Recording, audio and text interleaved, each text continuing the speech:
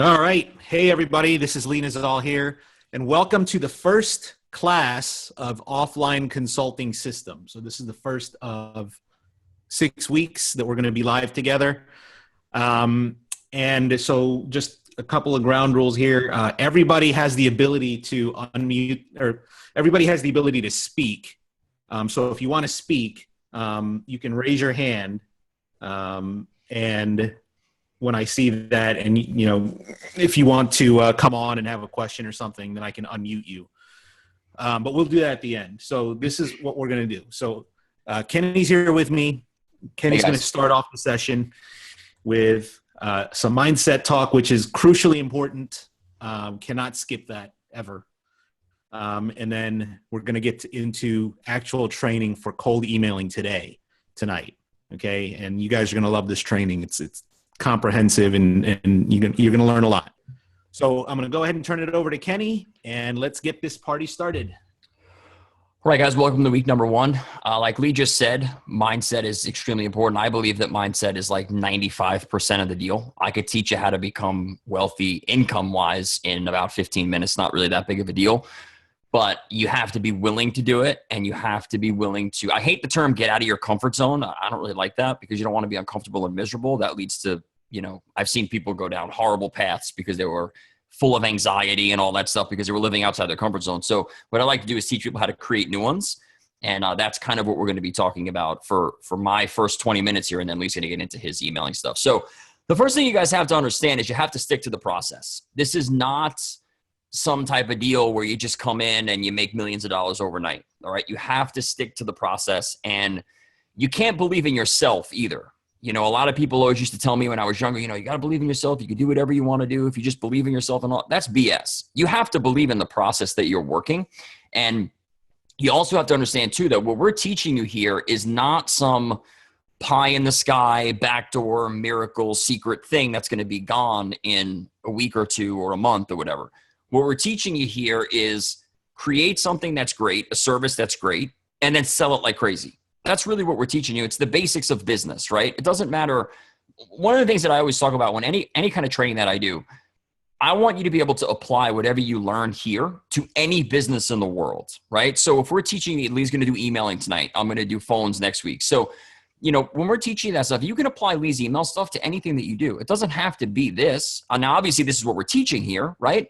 But if you wanted to go 10 years from now and start a painting company, you could do the same emailing stuff then. And the same thing with my phone stuff. So you have to believe in the process that you're going to be starting here.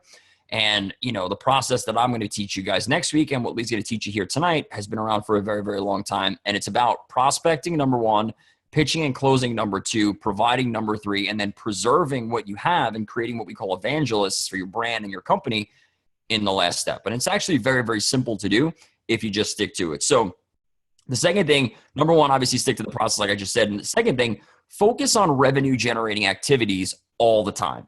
And be real with yourself when you talk or think about revenue generating activities. For the average small business, they don't need Facebook. For the average local service company, they don't need a Twitter account. What they need to do is knock on doors. What they need to do is call people. What they need to do is do direct mail. What they need to do is get on local radio, get into Penny Saver, post Craigslist ads. Those are revenue generating activities. What I ask myself every single morning when I get up is, what can I do today to increase my revenue? That's it. What can I do to put more money in my pocket? Is it do a webinar? Is it get on the phones? Is it knock on doors? Whatever it is to increase my income, I'm going to do it, because I understand that income is number 1. I know most of you are probably in the 30-day program, the training program. You didn't get to the income stuff because I didn't send it to Lee yet, so I know you didn't get to it. But near the end of that, we're going to talk about what we call staying broke and then investing like a pro. And all that is basically you want to shoot your income as high as possible and then save as much as you can so that you can invest in things that are going to bring you money for the rest of your life. If you look at the richest people in the world, that's what they do, okay? The income comes first, though. You have to make sure that you focus all of your time, at least 90% of your time, your work time, on revenue generating activities. A lot of people want to focus on service. A lot of people want to focus on providing, and all that stuff is important, but you can't provide or serve if you don't acquire first. The third thing, it takes time to build a business, okay? We're not here to teach you how to chase money around all the time. You're going to make money along the way, and that's great, but you want to build the business structure around the income generating activities that we were just talking about, right? You don't want to just run around sending emails all day, which is what Lee's going to talk about. Lee's going to talk about emailing tonight.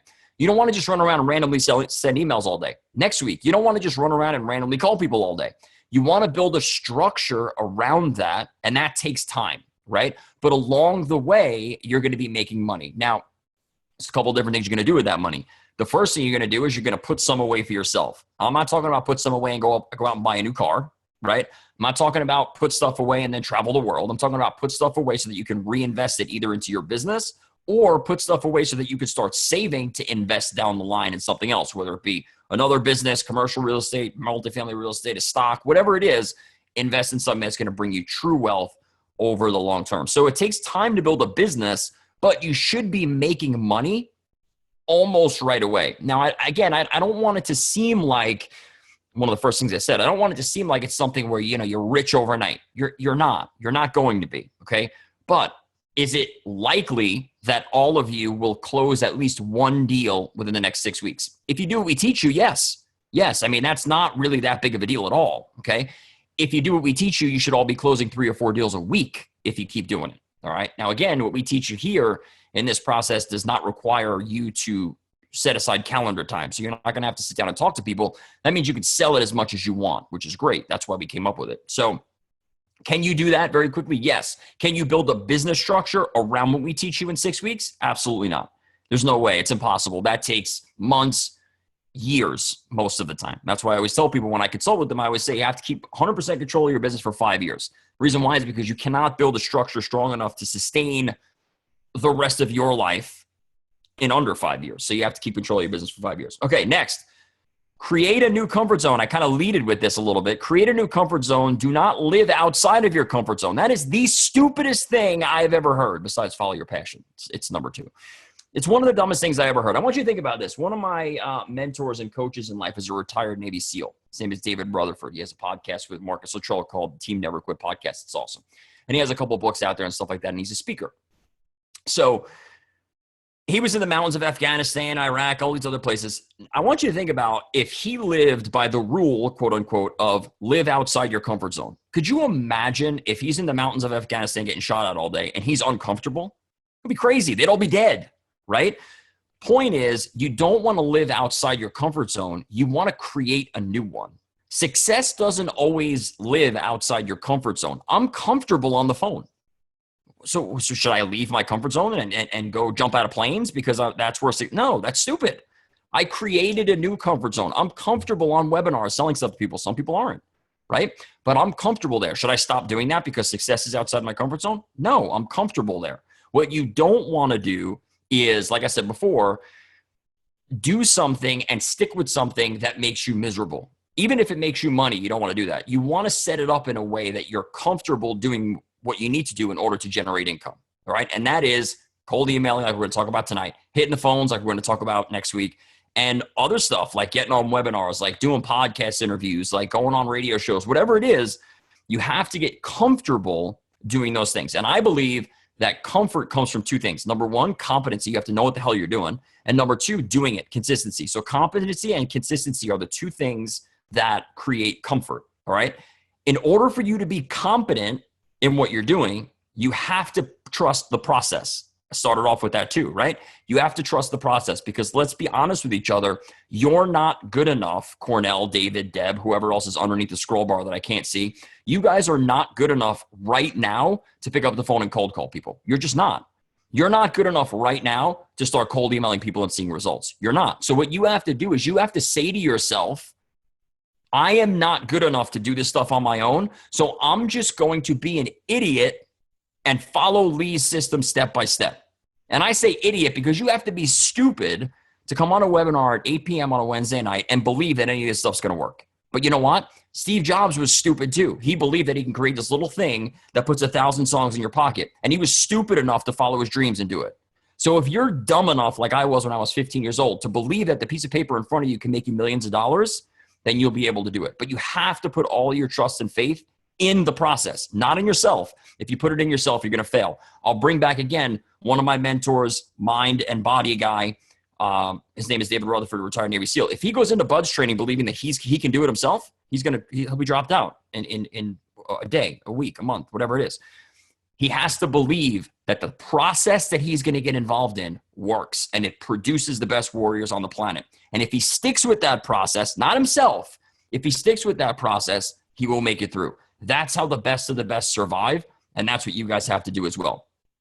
And that's it for mindset. If you guys just stick with the process, believe in the process instead of yourself, and you continuously do it. Don't look for the golden ticket. Don't look for the secret thing. It's not there.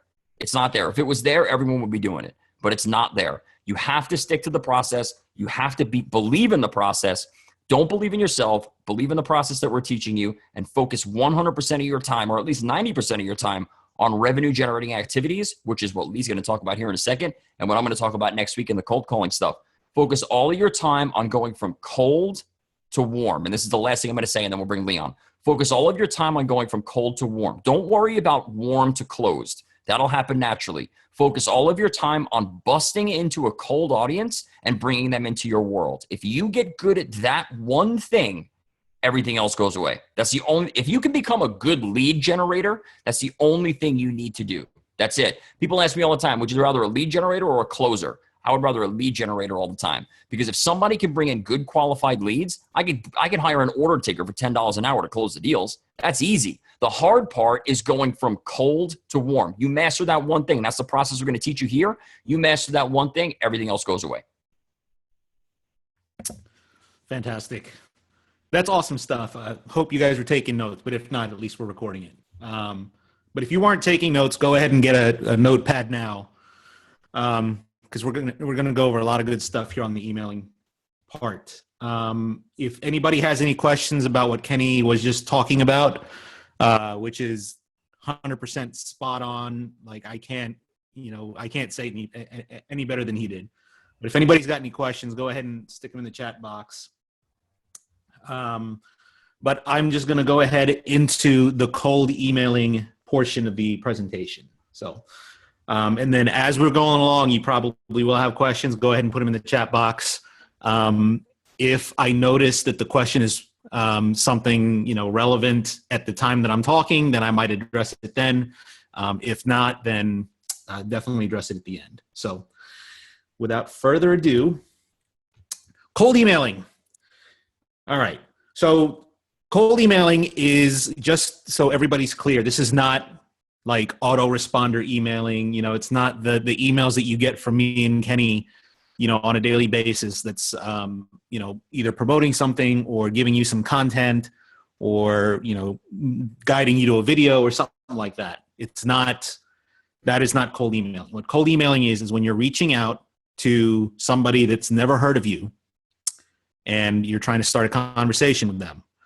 And I want to be clear too, that when we're talking about cold emailing, we're only talking about business to business types of situations. Okay. Cold emailing, like if you're going to use cold emailing to sell weight loss affiliate products, that's called spam. And I don't teach that. And I suggest you not do that. Okay. All right. So, this is what we're going to cover. So I'm going to cover the keys to success of what cold emailing is about and how you're going to be successful with it. We're going to go over the fundamentals of messaging, how you write your emails. We're going to go over the top 100 strategy, which is one of the most powerful things you can do when you're doing emailing or any prospecting, really. But it's one of my favorite strategies. We're going over the seed planting technique. You're going to love this. This is absolutely ninja. And just a quick story. So, sometimes I go to these live events, these marketing events that are in town. My mentor is giving one. And what he likes to do is he likes to pass the microphone around the room, and we like to one-up each other on ninja stuff that we know. And so, you speak in the microphone, you tell everybody what your ninja thing is, and then the next guy's trying to outdo you and so on. And when I told the seed planting strategy, that got a pretty good response. So you're going to love this. Signature hacks. So your emails are going to have your signature. We're going to go over some hacks that you can do to help increase your credibility and your click-throughs and some other things. We're going to go over the Trident method, which is a way of segmenting your list, and I'll explain what that is.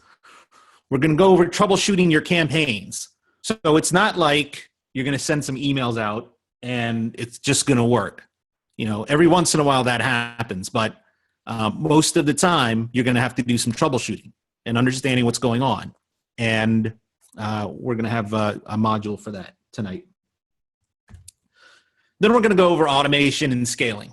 So there are ways you can scale and automate your cold emailing, which is not spam. Okay, so there's a difference. There's a subtle difference between spam and automating, or between spam and scaling a cold email. So I'm going to go over that. Go ahead and put your questions in the chat box now. So if Kenny wants to monitor that, he can answer the questions as we go, or we can wait until the end. All right. First thing, keys to emailing success. First two things are personalization and follow-up. Now, I highlight these because these two are the two secret ingredients to getting high responses for cold emailing. And I'm going to go over exactly how that is and what you need to do.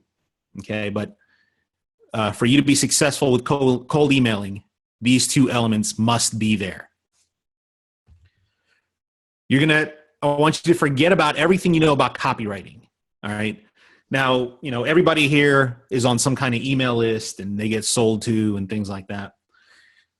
And you're used to seeing a lot of hype, big headlines. And it's not always like super hypey or anything. A lot of times it is done in a way that's, that resonates. But either way, I want you to forget everything you know about it. Okay. As internet marketers, you probably have gone through some copywriting courses or videos or anything. Again, when it comes to cold emailing, forget about it. You're going to keep your email short. You're not going to write books. You're not going to write dissertations when you send these things out. You're going to keep it short. And that's one of the keys to success. You have to be consistent at this. You have to do it all the time. You have to be persistent, which means that when you do these campaigns, they're not always going to work. And that's true with anything you do. Calling, advertising, doesn't matter. So the key to success for you is, regardless of the result that you get, you have to persist and keep it going. Which brings me to the next point, which is process-based thinking. And Kenny went over this earlier, but you have to stick to the process. And I'm giving you the process tonight. And, go into the process with an open mind. Be as if you're like a robot, just following instruction steps. Don't try to infuse too much judgment into what's going on, and don't try to read too much into the results of what you do other than what we're going to go over. If you stick to the process, if you understand the process and stick to it and execute it faithfully, you're going to be successful. And you have to have a testing mentality. And I'm going to go over what that means when we get there. All right. So the first thing you want to do when we're going to embark on a cold emailing campaign is you're going to want to pick your target. So you're going to go after a particular marketplace. And ideally, for me anyway, you want to pick just one to start with. And then, you can branch out.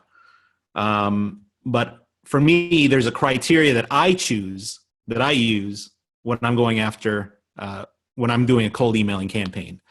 So the first thing is, and this applies to anything you do, you need to find a marketplace that has decision makers that have the need, the willingness, and the ability to pay for what it is that you're selling. Okay? That's just business 101. Selling is not, and Kenny's alluded to this a lot of times, Selling is not trying to convince somebody to buy something that, that they don't want. Okay. It's basically leading them down to a decision that benefits them that, they were already going to make at some point. For me, and your criteria might be different. So this is the criteria that I like to lay out. I like to target companies that have at least $500,000 in revenue per year to $10 million, sometimes more. I've worked with companies up to $30 million. And the reason for that is, I don't like to work with startups. A lot of them are broke at the beginning. They're bootstrapping. They're pinching every penny. So there's a lot more pressure when they buy a service. And especially for some of you guys that are new and you're starting your own, a new business, that's something you just don't need from the beginning. You want to pick somebody who's already spending money on what it is you're selling. I say marketing, but really it's any service that you're going to provide. So for example, if you're going to provide pay-per-click Google AdWords services, you want to find people who are already spending money on it, because that cuts out a step in the process. You don't have to sit there and educate them on, why they need to be on Google AdWords and things like that. Now, that doesn't mean that you can't do that. That just means for our purposes and for getting the lowest hanging fruit and to make it easier on yourselves, you'll want people already spending money on it. I like to target businesses that have been in business at least 2 to 5 years. Again, I don't like startups. Reason being, I want to see businesses that have been, that have proven to survive a little bit. And by the 2 to 5 year mark, they have some systems in place, but they don't have it all figured out yet. And, someone like me can step in and help them figure it out and make their business better.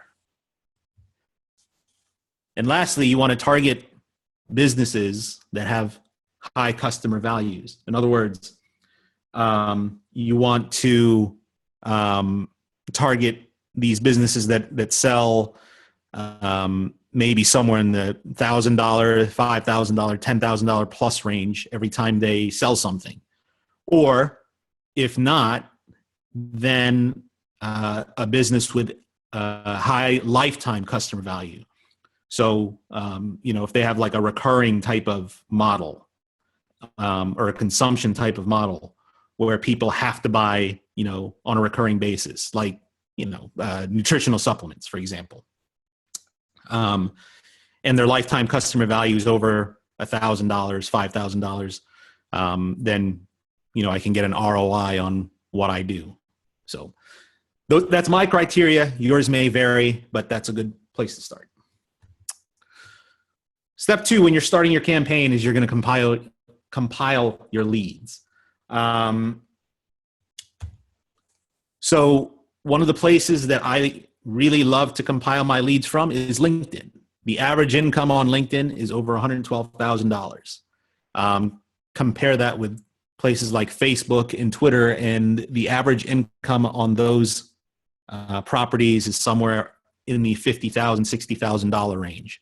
So LinkedIn is a network for professionals, and many times they already expect to be receiving cold emails and cold outreach. So it's a conducive marketplace. I like Manta.com. It's like a small business directory. They list a lot of data on Manta. You can see, depending on what the business owners disclose, you can see their email address, you see their website, you can see other employees that work there, you can see the revenues, the number of employees they have. So it's a gold mine of data, and you can have a VA go in and get all the email addresses from whatever category you want to get for Manta. My other favorite one is trade association directories, and these are largely overlooked. And let's see, I think I'm out of order on my slides. I'm going to show you what the trade association directory I like to search from. But if you're going after a particular industry, chances are that they have some kind of trade association, and chances are that trade association has a members directory. So if you're looking at their members directory, sometimes they even publish it on the website. And you can just go in there and get the emails and the names, and you can say you found them in that directory. So great source. Of course, you can search manually. If you know what companies you're going after, you can just run a search, Google or whatever search engine you want, and just go into each website and find exactly who you're trying to target. And then when you compile your leads, you want to find, ideally, a hook or a trigger event. So what does that mean? A hook means something that is unique to that person or that business. Maybe it's some kind of award that they received, or maybe it's some kind of write-up that they got from the newspaper. Maybe it was an interview they did on TV. Things like that are hooks. Any commonalities that you might have, you personally might have with the prospect, that can be a hook. Or a trigger event. So sometimes there are announcements that companies put out, and they'll send a press release, or they'll put it on their blog, or they'll just make some kind of announcement. So I'll give you an example.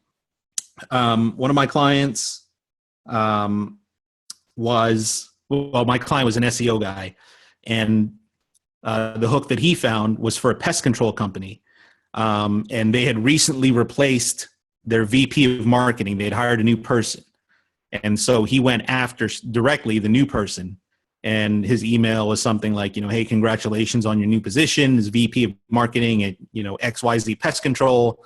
And then, he went into his value proposition.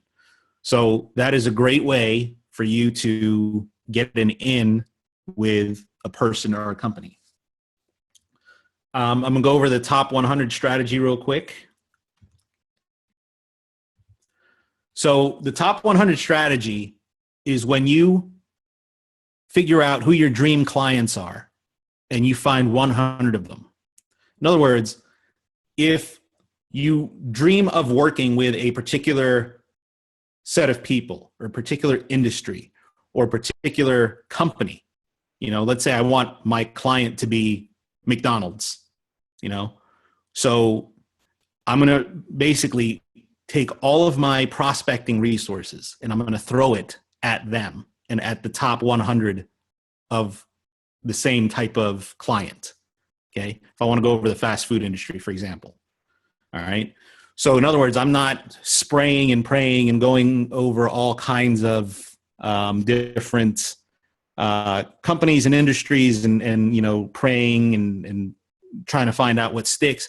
I'm directly targeting the specific exact people or companies that I want to work with. And you're devoting everything, all of your emails, any direct mail, any calls, if you walk into their office, whatever, you're directing everything to that 100. And this works really, really well with high revenue established companies. Fortune 1000, Inc. 5000, those types of companies. Works really well with that. So I mentioned earlier that trade association directories are one of my favorite sources. So here is a website you may want to note down. Let me see if I can, maybe not. I was going to put this in the chat box. Let's see. Nope. Okay. Well, anyway, so you might want to mark this down, or you can see it in the replay. This is a website that has a listing of a bunch of these trade association directories. So you scroll through what they have, you find the industry that you like, go see what associations go with them, and browse their websites to see if they have member directories, either free or paid. And again, a lot of times they will publish it right there on the website, and you can even search it. So here's an example here. If you want to go after travel agents, you can go to asta.org and you can search through that. And when you do this at volume, you're going to want to use a VA to compile this. Okay. Thanks, Kenny. Okay. So at this point, you've set your target and you're compiling your leads, and from whatever method, from here, from the trade association, from LinkedIn, from wherever. Okay. Now what do you do?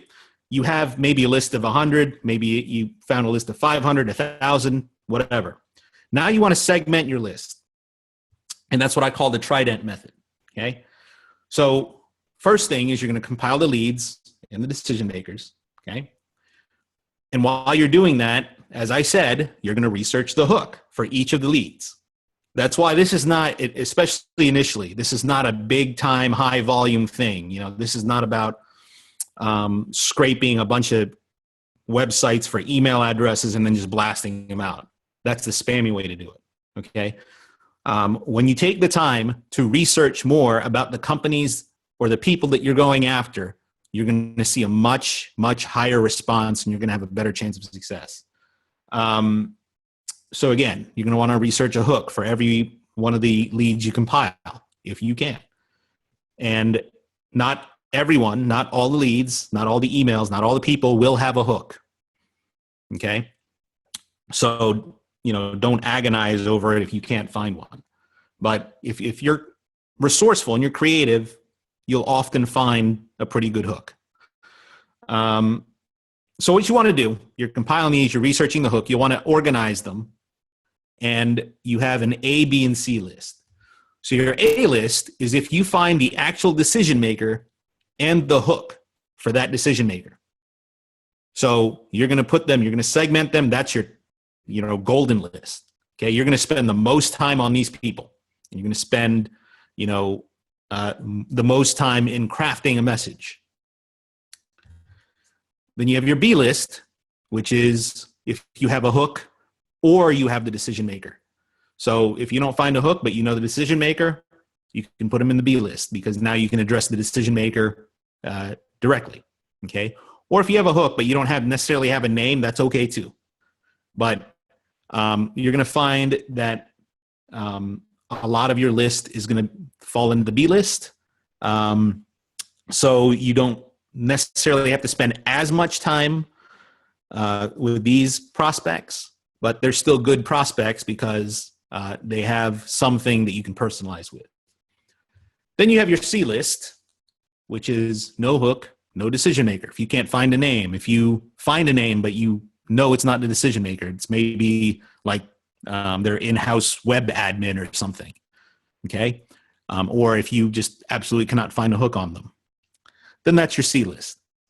And the C list, you're not going to really spend a lot of time on.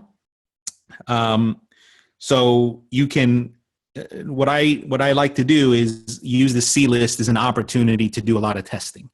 And I'm going to teach you how to split test messages here coming up, but, you're going to want to at least personalize what you send to your C list, with their company name or, whatever industry they're in.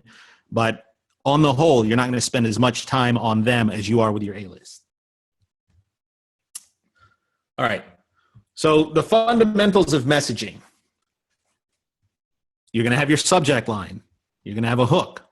You're going to have your value proposition. You're going to have a call to action. Then you're going to have your signature. Okay. Those are all of the components of a proper cold email. All right. So first thing, subject line. The subject line. So this is what I was saying before, when, you want to forget about what you know about copywriting. Because what people tend to do here is they'll put some kind of, super hypey headline, like, how to make $1 million in 30 days or something like that. Right. You want to stay away from that. In general, the guidelines for cold emailing, you want to pique their curiosity in the subject line. You want it personalized. You may want to ask a question. And the number one subject line that in all of my testing in different campaigns, usually the winner in my split testing is just quick question. Now, the purpose of the subject line, there's only one purpose, and that's for them to open the email. Okay. Now, pique curiosity, personalized, you're asking a question. That doesn't mean that all these elements have to be there in a subject line. But if you have at least one of these, then you're in good shape. Okay. So let me give you an example.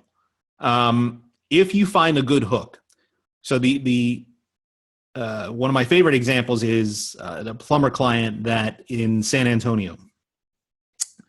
And when we were researching, we found that this plumber was interviewed on the local news station, local Fox station. So the subject line was your interview on Fox 29, I think. I don't know what the Fox station is in San Antonio, but whatever. So the subject line is your interview with Fox 29. Now, if you were that plumber and you saw that subject line, tell me you're not going to open that email, right? So that's the idea when you have this, when you're trying to come up with a subject line. If you have the hook, use it. And, especially if it's really personalized to them, use it. Okay. Another good one is like for authors. If you're sending a cold email to an author and you ask about their book, or if they hit the bestseller list or something like that, and you refer to it in the subject line, that's another winner. Okay. So you're going to get more of your emails opened when it meets these criteria. Now, when you're actually crafting the message itself, there is a 3-part formula that you go through. Okay. You're going to have the hook. You're going to have a value proposition. You're going to have a call to action. Part 1 is the hook. The hook is what you compiled for each lead. So it's what personalizes the email. And what happens when you have that hook is it increases your inboxing. So it's not, some faceless mass thing that you're blasting out. It's almost, in fact, it should be as if you're emailing a friend. So it's going to help you stay out of the spam box. And of course, if you personalize it right, if you have the right hook, your response rates are going to go up. So in most cases, you're going to want to lead off with whatever hook you found. Again, with that plumber example, hey, I saw your TV interview on Fox 29 about how to fix a leaky faucet. And I found the information very timely, and it saved me a lot of money because I actually had a leaky faucet, and thanks to your advice, I was able to fix it. And then you lead into, now, I did notice when I looked you guys up after the broadcast that that there was something on your website that needed, like a 5-minute tweak. And by doing this tweak, you're going to be able to increase the number of phone calls you get. So do you have 15 minutes to talk about it? Something like that.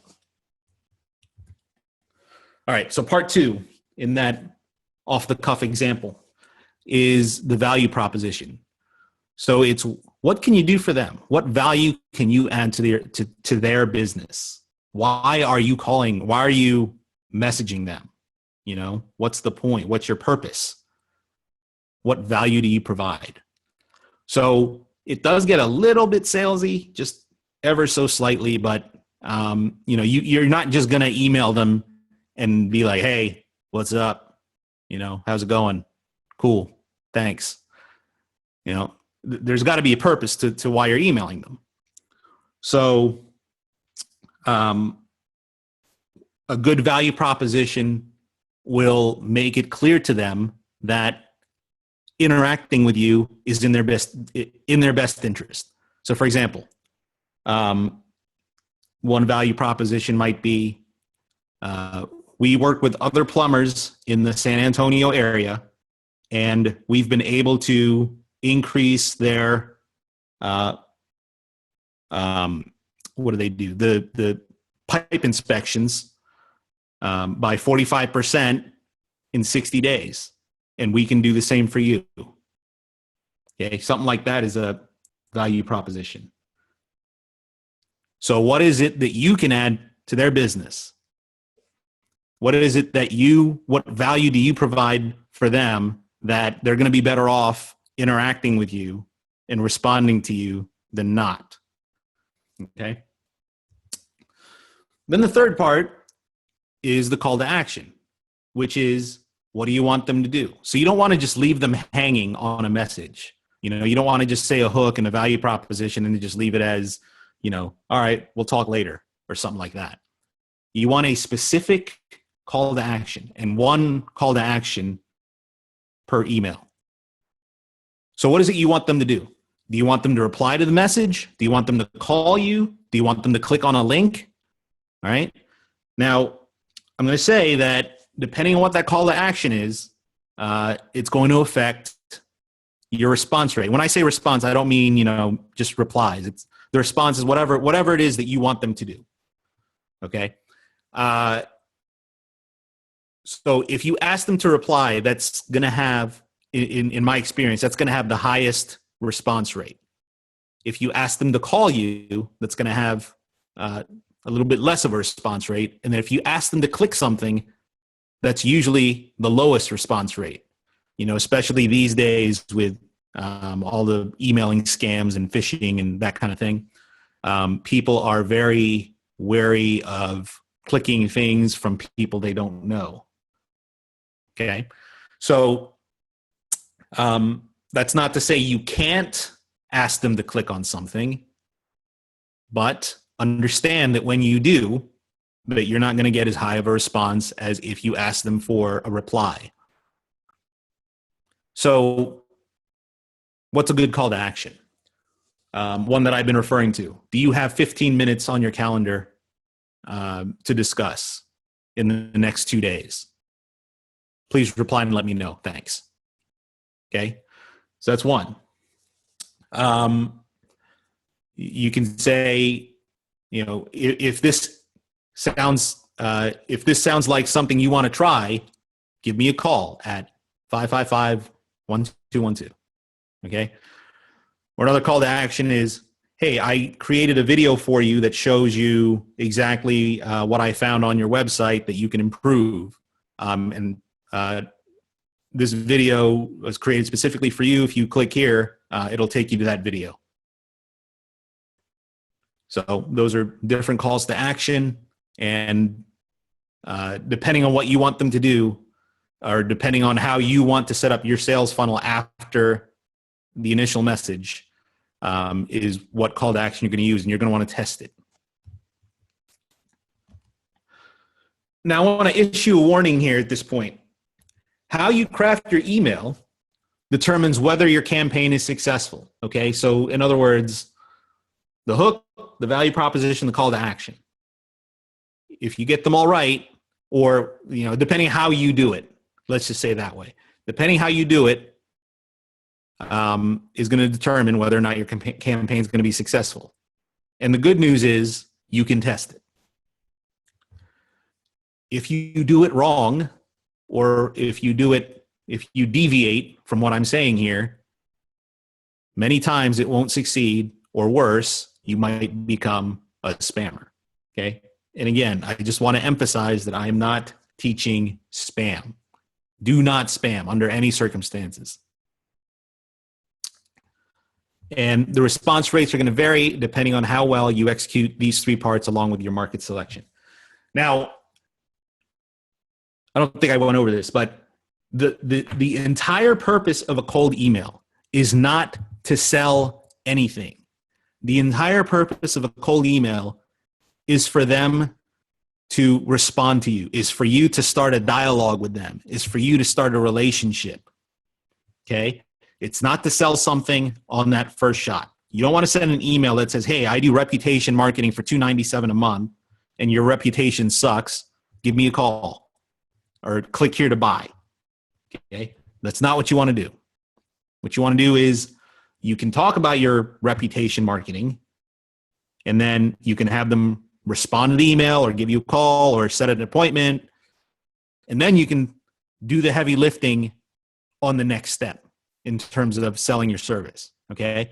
But the first step, the cold emailing, the first outreach is strictly for establishing a dialogue. So if you think of it like if you go to a networking event, there's a lot of people there. And, there's only certain people that you want to connect with. You recognize them, you want to be their friend, you want to do business with them. So you're walking around, a room of like 500 people, and, you can't talk to all 500, but you know that there's certain people that you absolutely have to talk to at this event. So you go walk up to them and you introduce yourself. You say, hey, my name is Lee, and this is what I do. What do you do? Right? And then you just start a dialogue. That's how cold emailing, in theory, is supposed to look. All right? So you're not going to bash them over the head with a sales message at the networking event, and you're certainly not going to do it in an email. All right. So that is how you craft the message. And everybody here has access to the high response cold emailing system. There's swipe files there, so you can see examples, a bunch of examples of properly crafted messages. So just refer to that. Okay. Now, the seed planting technique. What this is it helps warm up your outreach. So there's a way that when you send an email, a cold email, that it's a little bit warmer than normal. So what you do, you compile all your leads, compile all your email addresses, and then you create a custom audience on Facebook. Okay. Once you create that custom audience, then you create an ad. And the only purpose of this ad is to brand you. Okay. There's no call to action on the ad. You're not trying to get them to click anything. All you want to do is make it stand out. And what this does is they're on Facebook and, they're seeing your stuff, and maybe they don't really pay attention to it. But, if they see it enough times, then it gets imprinted in their brain. And then by the time you send the email, after a couple of days, 2 days to 5 days, something like that, or the following week, and then they see your name or they see your company or they see your logo, they say, hey, I've heard of this guy. I've heard of you. I don't know how. I don't know where I saw you, but I've heard of you. So they're going to, it's going to help warm up that email and increase your responses there. So that's a slick little trick that you can use to plant the seed, so to speak. Okay. Now, your signature. Of course, the signature is what closes the email. You're going to have your name and your phone number and your address, whatever else. Now, one thing you can do in your signature, in a B2B situation, everybody expects that you're going to have a signature that has all your contact information. And in fact, you should have it on every cold email you send. Okay. Now, one thing you can do in your signature is try to get them to a landing page. So you can, in your signature, you have your name, email address, phone number, whatever. And then under all that stuff, you can put a link with a headline that says, so if you're going after plumbers, and then under your signature, you can have something like, how we help San Antonio plumbers increase their appointments by 45% over 60 days, something like that. And then if they click, then it takes them to the propaganda sequence that we've taught in this course. Okay. So that's like a sneaky little hack, because what happens is if they read your email and they're interested in hearing from you, or they're interested about you or what you have to say, then they're going to likely do some research on you. And one of the first things they're going to do is look at your website. And you don't want to just send them to any website. You want to send them to a specific landing page that's going to help not only, sell what you're trying to sell, or pre-sell, I should say, but it helps to establish you as an expert, as an authority. So that's one thing you can do. Now, there is a little app called ystamp.com. I use this myself. But what this does is it automatically puts a signature in your emails that includes your picture, and then any icons that you want to include, any graphics. And it does this. It's hard to explain. You have to go to ystamp.com. But basically, it standardizes signature, and it makes it real pretty and organized and things. So, for example, on mine, my YStamp, my signature has my Amazon author page, my Facebook page, my Twitter, and my LinkedIn. Okay, so they read my email and they want to know more about me. They're going to click on my Amazon author page, and they're going to see that I'm an author on Amazon.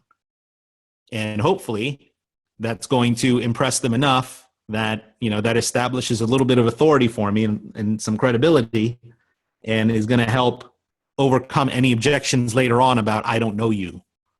Okay. And then, if you want to put your Facebook and your Twitter, obviously you don't want to send them to your personal Facebook profile with your, drunken spring break Cancun pictures. Okay. Keep it professional. Another hack along the lines of the seed planting is anytime you send them to somewhere, anytime you have a link, again, you want to send them to a landing page. You don't want to send them to a website. Send them to a landing page. But always, always, always have a retargeting pixel on your landing page. And you can have a pixel for Facebook, for YouTube, for Google, for Twitter, whatever. But always have that, because that helps you to build your list, and that helps you to recontact them. Even if, so if they click, even if they don't respond to you, if they click, they're going to get pixeled, and you can stalk them online until they do something with you. Okay. So that's an alternate way of building your list, but you always want to do it regardless of what you do online.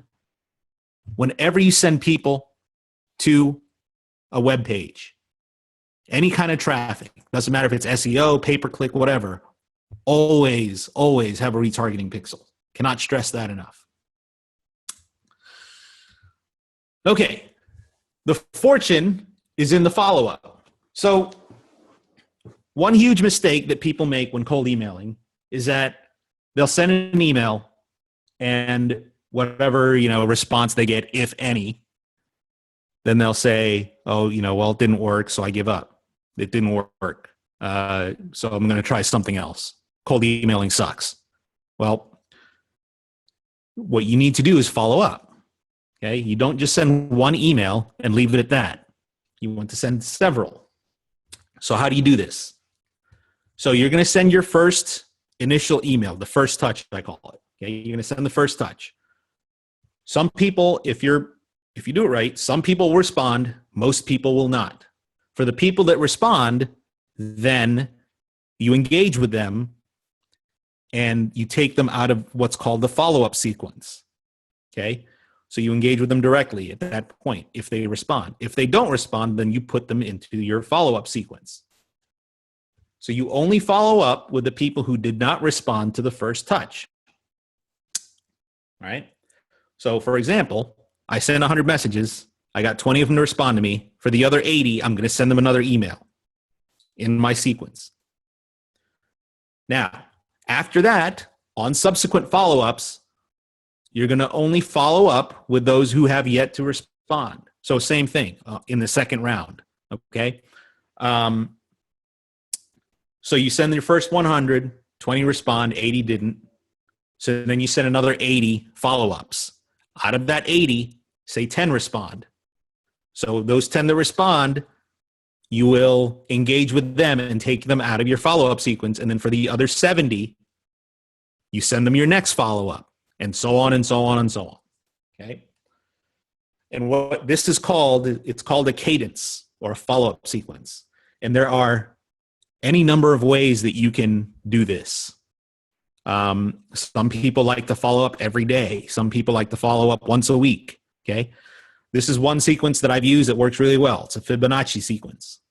So what this means, what these numbers mean, is that the 1 means that you sent your first touch on the first day. And then the next day, so that the first 1 is the first touch. Okay. And then the second one is the next business day or the day after. It doesn't have to be a business day. You can email on weekends. So it's the day after. Then on the next follow-up, it's 2 days after your last follow-up, if that makes sense.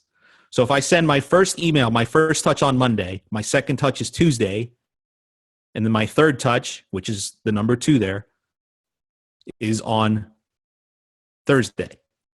Okay? And if they don't respond to that one on Thursday, and then Friday, Saturday, Sunday, that's the next email I send in the follow-up sequence. And if they don't respond on Sunday, then it's the following Friday that I send another follow-up, and so on and so on. Okay? And again, you can do any sequence that you want. You can do it every day. You can do it every other day. You can do, any like a random sequence. But so this one here, again, is one I've used pretty well, pretty successfully. And, as they're continuing to be in the follow-up sequence, you're sending fewer and fewer messages. They're more spaced out. Okay, so you're not being too bothersome, but you're still trying to keep top of mind. Now, the more touches you have, the better. In other words, if you combine your emailing with any other modality, you're going to win. You're going to increase your chances of winning. So you're going to send an email, and then the next day you're going to send another email, and maybe in between emails, then you call them. And maybe after the third email, you send a voicemail, like a voice drop. And then maybe you send them a text message, and then maybe you send them a postcard in the mail. Okay? But the more you can get in front of them in this way, the better the chance that you're going to get them to respond to you and sign them up as a client. And I'm telling you guys, and Kenny's going to vouch for this, these are the things that nobody does. These are the things that people are not willing to do to be successful. But if you do them, you're going to be successful. Okay? I can't emphasize that enough. It's, if you are willing to do this, and, if you don't stop yourself, if you don't judge this, and you say, oh, this is never going to work, or, oh man, I hate, doing this, or what if this, or what if that? So what? Okay? If you don't stop yourself and you don't judge the process and you just follow it, it's going to work. All right. Now, let's get into troubleshooting. So the most important thing you can do in your email is to track your metrics. Okay? What that means is you're tracking the statistics of, open rates, response rates, and then also you're tracking the open response rates to the follow-ups. All right? And by doing that, you're going to know what to do the next time around. So how do you track metrics? You can go to bananatag.com. They have this app that you can, I think it's an extension. I think that's what they call it. Anyway, you install it in Chrome, and when you send out Gmails or mails from Google, it will track the email. If somebody opens it, you'll know it. If they don't open it, or you can even use the schedule emails in the future. But the important thing is you need to know how many times an email gets opened, and you need to know in a particular campaign, how many emails get responded to. Okay. So what happens then? Let's say that you went ahead and you sent 100 emails. You started a campaign and you're checking your metrics on Banana Tag or any other cold emailing software, and you have low open rates. In other words, I sent 100 emails and maybe only one person opened it, or no people opened it. Then what do? It means two things. One, either the subject line didn't resonate, or two, you're not inboxing. Okay. And the way you solve that is, again, with personalization. You may need to warm up your email account a little bit more. So, and I go over this in the high response cold emailing, but when you establish a new account for emailing, you don't want to just start sending cold emails. You want to warm it up for at least a week with just, normal email traffic. Make it look natural. And then that'll help you with your inboxing. And again, personalization, that also helps. So now, if it's not low open rates, let's say you send a campaign and people are opening, but no one's responding. So then your subject line is good and you're inboxing, which means you want to keep that subject line for subsequent campaigns and try to beat it even. But if no one's responding, it means that your message, the body of the email, is completely off. Okay. So then you'll want to completely change the message, but keep the subject line, and then try again and see if you can get more responses. Now, what happens if you get high responses, high open rate, high responses, but you're getting a lot of complaints? Not interested. No, thank you. You're a spammer. You're an idiot. Those kinds of things. Again, it's a function of the message. It's not resonating with your marketplace. So you might have to dial down the value proposition. You might have to personalize more. But whatever it is, they're not liking what you're saying. So you need to change the message and then try again. Okay. So that's how you troubleshoot. Depending on what your metrics say is going to determine what your next action is. So then we get into the testing and tweaking portion of things. You have to have a direct response advertising mentality. What that means is in direct response marketing, you're sending, just for example, in direct mail, you're sending a set number of mail pieces, and you're tracking how many people respond to that offer, to that mail piece. And you're tracking, and when you track the responses to your offer, depending what that is, maybe it's 2%, 3%, whatever, then on the subsequent mailing, you're going to try to beat that. And you're going to try to, say if you got 2% on the first mailing, on the second mailing, you're going to try to get 3% or 5% or 10%. Okay. That's the mentality of cold emailing. It's just like direct response advertising. Even like if you're familiar with AdWords or Facebook pay-per-click, it's the same thing. You're putting an ad out there and you're checking, whatever, click-through rates or whatever your objective is with that ad. And you're split testing different ads to see which ones meet your objectives better than the other. And then what you end up doing is you scale the winners and you kill the losers, which is on the screen there. Okay? It's the same thing with cold emailing. So my recommendation when you're first starting is you send 20 to 50 emails a day. Okay? Don't go hog wild like I've seen a lot of people do and send hundreds of thousands of emails in a day. Just because, you think you get this, and okay, yeah, I got this, and I got, I got my value proposition, I got my call to action, my message looks good, I'm going to send it to 1 million people or, 10,000 people. Don't. Okay? What you want to do is send 20 to 50 at a time measure the response. In other words, see what the marketplace is saying about you. See how the marketplace is responding to your message. And depending what that response is, that will dictate what you're going to do for the next mailing. Okay? So for the next 20 to 50 you send, if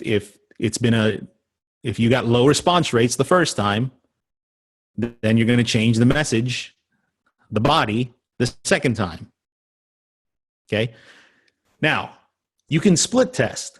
So let's say you can send, say, 100 emails in a day, but 50 of them have one subject line and 50 of them have another. You can do that. Okay? You can split test messages. But when you do your split testing, you only test one element at a time. So you can test the same subject line with different body copy, or you can test different subject lines with the same body copy, but you're only testing one element. You can also test the call to action. As I said earlier, you can test click this link versus give me a call. Okay. But if you're testing the call to action, then you need to keep everything else the same, because that way, then what changes what changes made the result. And you keep doing this, you rinse and repeat until you find a winner. And you're constantly trying to beat the control.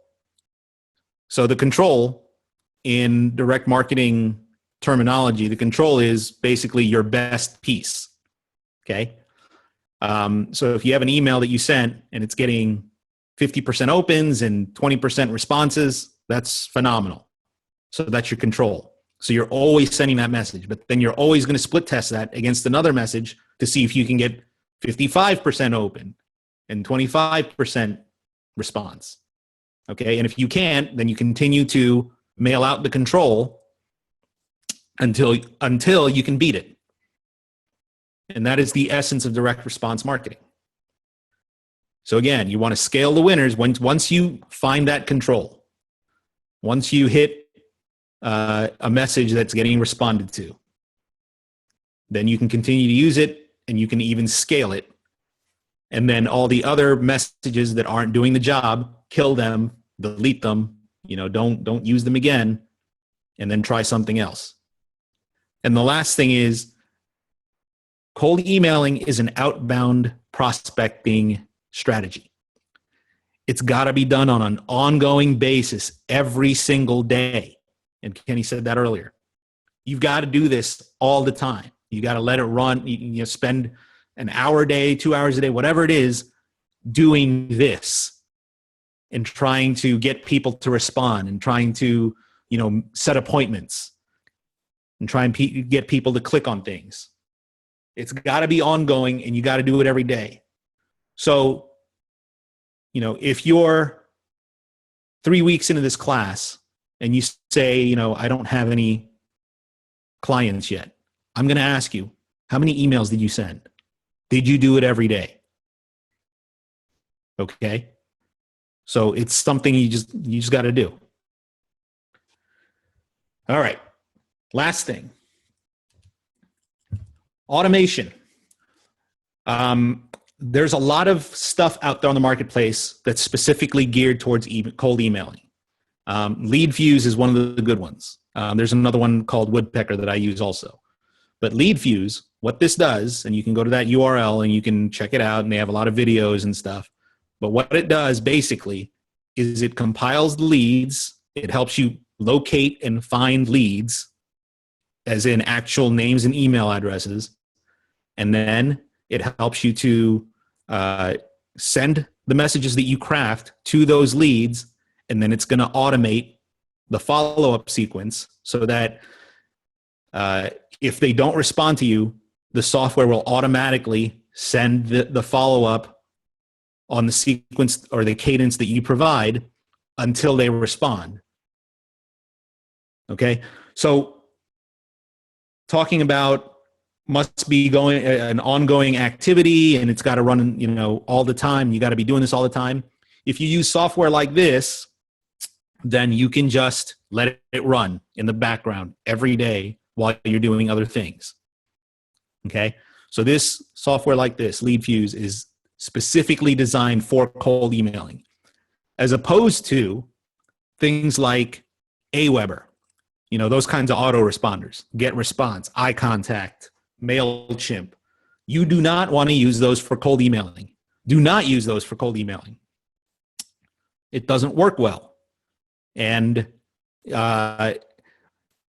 want a cold emailing solution that integrates with Google, with Gmail, or with Google. I forget what they call it these days, but it used to be called Google Apps. So you can have your own domain in the email. Okay, you want something that integrates with Google, because what happens is when you send a cold email through Google, it looks identical to just a personal email that you send to a friend. So I'm talking about if you send the email through software that hooks up to Google, it'll look like you personally sent that message. Whereas if you use autoresponder software, it will have all kinds of tracking information and footprints that basically give away that you're using a third-party mailer, and it looks like spam. It looks like a bulk email. All right. So when you get to the point, you don't have to use software now. Let me make that clear. You don't have to do this now. You can do everything that I told you. You can do all of that manually. Okay. But if you want to make life easier on yourself, or if you get to the point that you want to automate the process, then use something like this and let it run in the background every day until, you're going to fill up your pipeline. And, the cool thing about this, if you do this right and you automate it, it has this compounding effect. So, on the first day you're sending 20, 50 messages, but then by the first month, you're sending a whole bunch of messages, and you're getting a whole bunch of, and you're sending a whole bunch of follow-ups, and then you're also getting a whole bunch of replies. And there are times that campaigns get so overwhelming that you have to shut off the emailing because you can't keep up with the responses. It's that powerful if you do this right. And you will always have a pipeline of people interested in what you are selling. And, if you get to them, if you're not too overwhelmed with it, you'll always have that pipeline. You'll always have people to talk to. You'll always have people to pitch if you do this right. Okay? So that's really about it for cold emailing. Again, everybody here has access to high response cold emailing system, so you can go more in depth into any one of the things that I've talked about. And there are also swipe files and templates that you can use, and examples that you can see about what makes a good cold email, and implement it. It's just that simple. Just do it and let it run all the time. Do it every day. All right. So anybody have any questions? Go ahead and put them in the chat box. Yes, Mr. Kenny. Hey guys, I'm back. You're on. I have two pages, well, a page and a half of stuff. Okay. What you got? Well, no, you can answer that. You want me to go? I'll go through mine first, and then we can answer this. So first of all, a lot of them aren't questions, but first of all, this is just regular email addresses, like a Gmail account or a domain email address or anything like that. Yeah. Okay. So you can use. All right. So there's a bit of controversy here. You can use free Gmail, or you can use a company, your own personalized domain. Now, let me address both. First of all, with a personalized company domain, see, I don't like to scare people when I email. So I'll send something with a more generic name that people don't know what it is you do. So in other words, if I send a cold email and my email address is lee@localseo4u.com, they already know, and they're not going to open it. So, I would use some kind of brand name or something else in the domain. And also, you do not want to use your main domain for cold emailing campaigns, because you just never know what will happen. If you get too many complaints and your IP or your domain gets blacklisted, gets put on these blacklists, then you're screwed. Then you're gonna have to get a new domain. Okay, so you want to use a throwaway domain. That being said, the free email. Now, a couple of thoughts on this. There are people that say, do not use, an @gmail.com account, like a freebie, like, marketing gurus at Gmail or whatever. The answer to that is, it kind of depends on your audience. If they're used to receiving personalized or, freebie emails, and they usually respond to them, because there are people who don't really pay attention to that kind of thing, then fine, because the argument against that is it's not professional and it doesn't look good and whatever. Let me tell you something. And here's the other side of it. The very first client that I scored was from my own personal Gmail account. So, I'm kind of partial to that. Now, I don't really do that anymore, but there's nothing that says that you can't, basically, is what I'm saying. So, okay, a couple of things really quick. Number one, forget about copywriting. That was huge. That's like if you write an email, like if you're at a subject line like Lee was talking about with the $1 million in 3 minute thing, number one, it's probably going to go into spam, and number two, no one's going to open it. The second thing, consistency. You got to be frequency. You got to be frequent before you're good. I love that. The other thing you said too, need, willingness, and ability. And then right after that, you said people are already spending money on it. So think about that for a second. If they're already spending money on it, they need it, they're willing, and they're able. So you knock off all three if you just focus on the people that are already buying it. Hook or trigger. I can't read my writing on the bottom. Hook or trigger. If you guys have ever started a business before, what Lee was talking about with the hook and trigger thing, if you guys have ever started a business before and filled out one of those forms at like the local office or whatever, you'll notice that whatever address you use is going to get slammed by credit card offers and like all this crazy stuff about your new business. They're using the hook or trigger of you starting a new business to hammer you with stuff. The emailing thing that Lee was talking about is the exact same thing. If companies like Citibank are doing it, it works. You should do it as well. The next thing about the hook and the trigger, this is a question. Can LinkedIn and trade associations be a hook? So like a subject line that I was thinking of when you were talking about that is name, question about, association, and that hits curiosity, personalization, and the question all in once.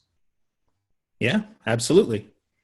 You can do that. Yeah. And yeah, the answer to all of those types of questions is always, it depends, and you got to test it.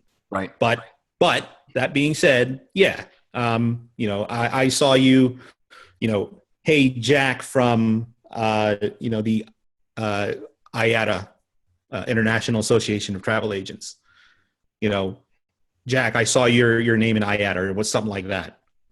Yeah, you can use that. Okay, next thing, this is just kind of a little comment, but when you said that clicks were the worst response rate, I instantly thought when you were putting those up that clicks would be the highest one. So that was interesting. In my opinion, it's just my opinion, pixels, you talked about that a little bit, are better in my opinion than an email list because you don't have to worry about them opening it. They're going to see it no matter, especially if you use something like AdRoll, which follows you around everywhere. They're always going to see it all the time. So they can't unsubscribe. I mean, they can clear their cookies out, I guess, but they can't unsubscribe. You don't have to worry about subject lines. It's always around them. Fortune is in the follow-up, and nobody does it. I don't know if I think you mentioned that, but nobody follows up. Everyone will send the first email for a day or two, but then nobody will follow up to 144 days, like Lee said. Another thing on the follow-up, this is a question. Do you follow up with people that complain, or do you just cut them off? It depends how aggressive you want to be. I have had students who, when they complain, it's like, it's on, baby. And then they get on the phone. Like right away, they see the complaint and they get on the phone. Mm-hmm. another thing about that, not about complaints, but some of these cold emailing solutions, what they do is that as soon as an email is opened, you get a notification. And if you're aggressive and you're the type that, will use any modality to try to get a client, as soon as you see that they open the email, call them right then. Right. Yeah. Cause my thinking when you were talking about complaints, because again, I've never done this before. I do telephone. So I always found on the telephone, when the harder they are to get through to, the better client they're going to become, because everyone usually gives up the first time they're hung up on. So when I heard you say about the complaints, the first thing I said was, well, if the guy's complaining, that's the guy I want, because everyone else is giving up on him. So if I can get through to that guy, he's going to be a good client. The last thing, two things really quick. Tracking. I don't know if I use HubSpot. Yeah. That's the extension that I use. I don't know if it's right. HubSpot. Yes. And the last thing too is there a way to rotate through a split test? Meaning, can I do something in my email where if I get 100 leads, obviously you're split testing one thing at a time, obviously, but can I do 30 leads with a subject line, 30 leads with a value proposition, 30 leads with the last thing that you had that I forgot? What was the last thing? The call to action. There you go. Can I split test 3 things at one time, but in a different segment of the list, if that makes sense? Yes. You can segment your list however you want, but when you're doing testing, you always want to make sure that you have a scientific sample. Right. So, if you send out an email to 20 people, and you split test a subject line, so that's 10 people per subject line, that's not enough data to know whether or not it worked. Right. I don't know what the number is. On the telephone, I always tell people 1,000 calls, but maybe it's, what is it, like 200 emails? To get the control, to get the sample size that you need. Yeah, it depends. But yeah, I like to see several hundred before I make a decision. But I like to send them 20 to 50 at a time, because if it really bombs, then I'm just going to move on. Right. You're going to know right away. Yeah. All right. So let's get to some of the questions we got here in the chat box. Some of them are pretty good. Yep. So, all right. I'll start. Where am I starting? Well, you know what? It's a little confusing. Some of them I answered, some of them I didn't, because a lot of them I didn't know the answer to. So, okay. Well, then, yeah, just tell me just read to me, I guess, what wasn't answered. Because I'm trying to go through this. So, it's confusing.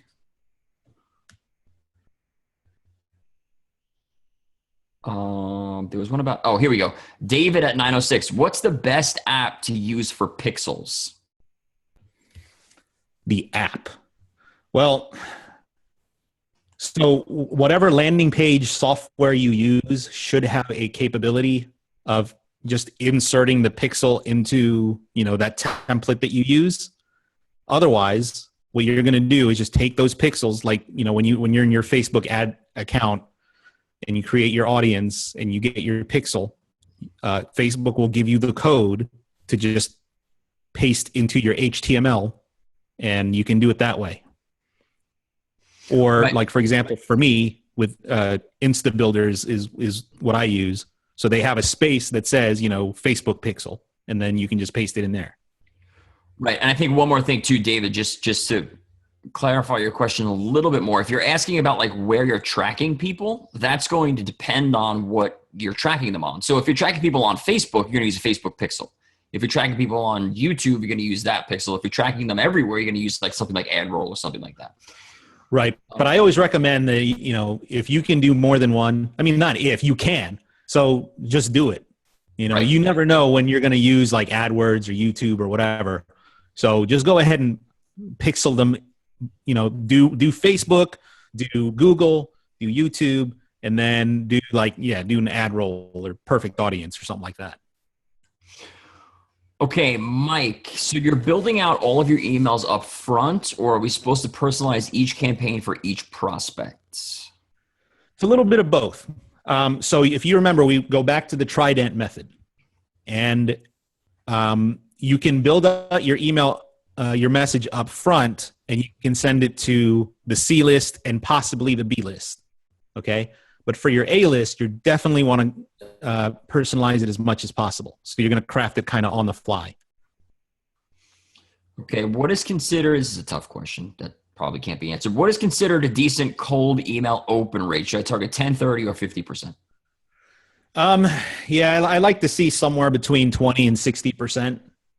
And that's really totally subjective. It's going to depend on the marketplace and like how much does a plumber use email versus a cosmetic surgeon or Right. versus an attorney. Okay. So it's going to depend. So what's going to happen is you're just going to do it, right? You're just going to send the emails and you're going to do it for a month or 2 or 3, and you're going to establish your own baselines because you're going to be constantly testing. Then you're going to find, okay, and you, like, if you're hitting just one industry for the 3 months and you find, well, on the whole, it looks like I'm averaging about 20%. So then you're going to want to try to beat it. Okay, Raymond. Why are we doing email marketing before we have a product? I'll answer that one in a second. What about having an unsubscribe link? And by the way, this webinar quality is much better than the last ones because Webinar Jam is, this is better than Webinar Jam. Yeah, I really like this platform. But okay, so what about having an unsubscribe link? So the CAN-SPAM Act is what dictates, whether or not you are compliant when you're sending cold emails. Let's get something straight. Cold emailing is not illegal. Okay? B2B cold emailing is not illegal at all. But the CAN-SPAM Act are the guidelines that businesses have to follow in order to be compliant. One of the guidelines is that you always have to include your address in the email. And also, you need to have a way for them to opt out of any future mailings.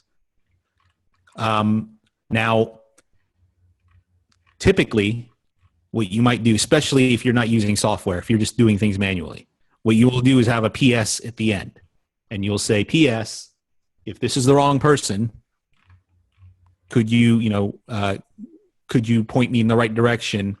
Or if I reached you in error, please let me know and I won't send you any more messages. And that's it. So if they reply and say, don't contact me, then that's their opt out, and that's as good as an unsubscribe link. Now, unsubscribe links are, they're the connotation with an unsubscribe link is marketing emails and spam, right?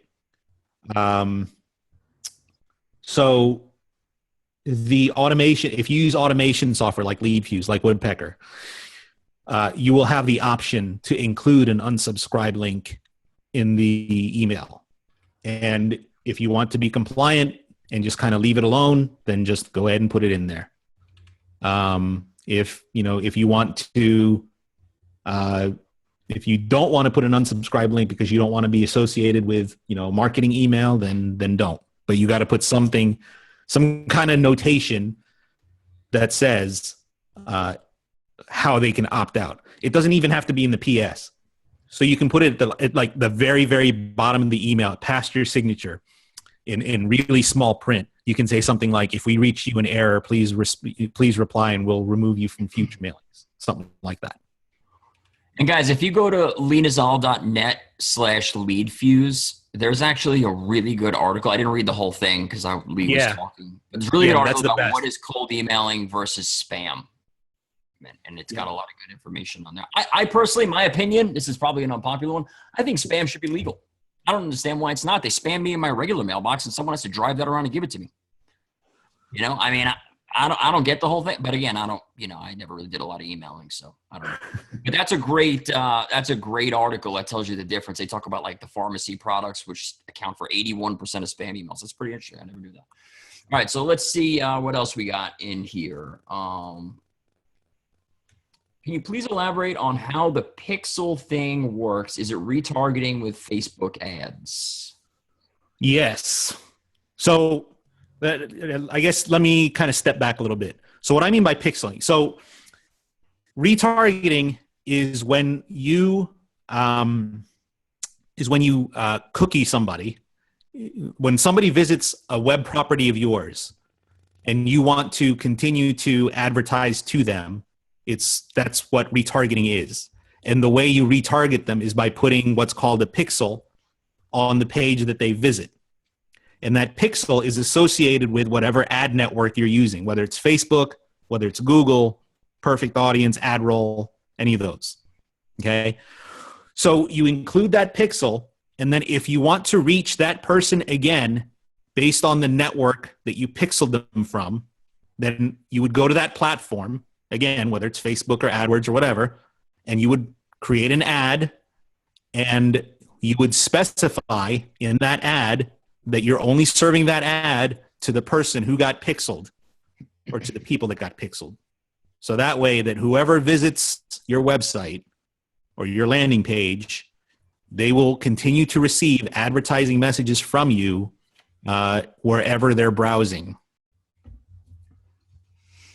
Yes, and another thing about pixeling too is you could pixel specific pages. So you can have someone, like, let's say you have an appointment page, like on Schedule Once or whatever, you can have a pixel on there. So if somebody goes to your site and then tries to book an appointment, but they back out before they actually book it, you could send ads just to those people. Pixeling is really, I think the Facebook stuff should be illegal, to be honest with you, because the amount of data they give you is crazy. Okay, yeah. Raymond, I'm going to go back to your question here. Why are we doing email marketing before we have a product? Very simple. You're doing what Lee has talked about for most of his thing, which is filling up a pipeline, right? You can use everything you just learned to probably the bad word because you talked about not sending a lot of emails, but lightly go into a cold audience and introduce yourself and say, hey, I have this thing. After you do the hook and all that, the value proposition could be, I have this way to get you a couple more clients. I just want to make sure if you can handle them. And then you send 100 emails, 200, 300, and then you see where you're getting the most yeses, and then you build your asset. The last thing you want to do is build an asset and then find out that you have a 3% response rate in your emails in that niche, in that city, right? So go in there first and find out where the yeses are, and then go ahead and build the asset and sell back to the people that said yes to you. Yep. It's all about the pipeline. All right. There was 100%. another one too.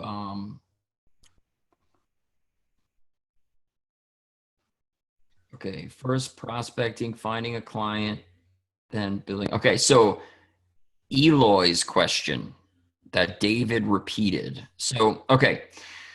Let me go back to the original one here for a second. Okay, so this is the question. So what is first, getting the customer or building the asset? So, okay, let me address that first. Getting the customer or building the asset. Lee, I think you would agree with this. What we're talking about with emailing here is not getting a customer. It's filling a pipeline. And there's a difference there. Yep. What you're doing here is you're generating interest, you're generating qualified leads, and then you're going to close them in other ways. Would you agree that you can't really close deals through email? I agree. You got to get them on the phone. Right. So you're building a pipeline here to generate interest. You build the asset after you see where the interests are. Okay.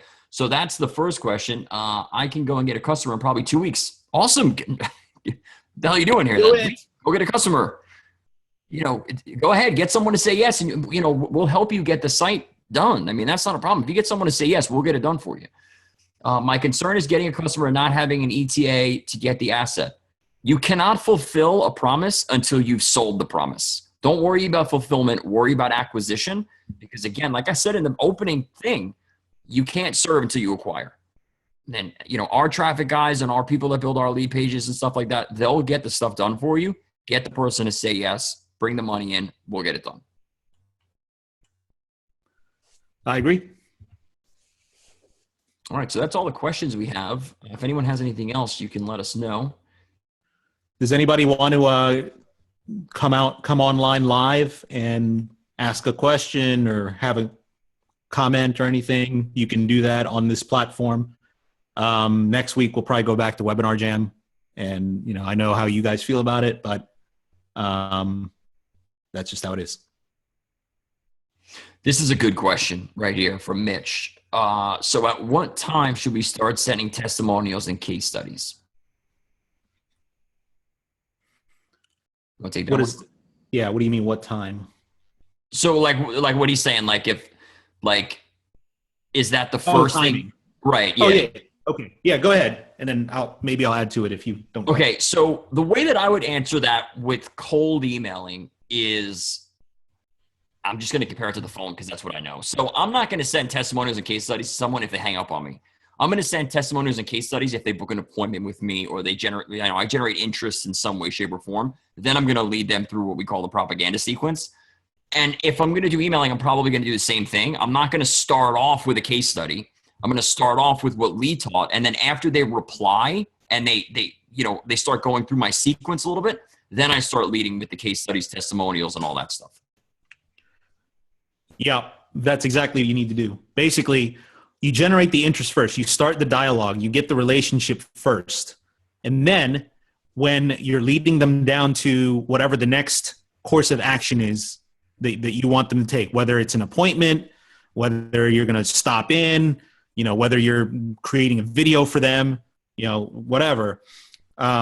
First, you make the contact, and then once they're interested, in between that and the next action that you're supposed to take with them, send them the propaganda sequence and indoctrinate them on you. And what that will do is it helps overcome objections, and it helps pre-sell what you're doing before they even come up, so that if you do it right, by the time you get them on the phone to close the deal, it's basically a foregone conclusion at that point. Right. I hope some of you would volunteer to open up your microphones and talk a little bit. There is one more question. I just want to add one thing really quickly. I know a lot of you have been on webinars, training webinars with me before in the past. Usually I'm not even here. Like when someone else is talking, I'm out like I'm playing like Candy Crush or something. I took 2 pages of notes on a legal pad. I don't get excited about anything anymore.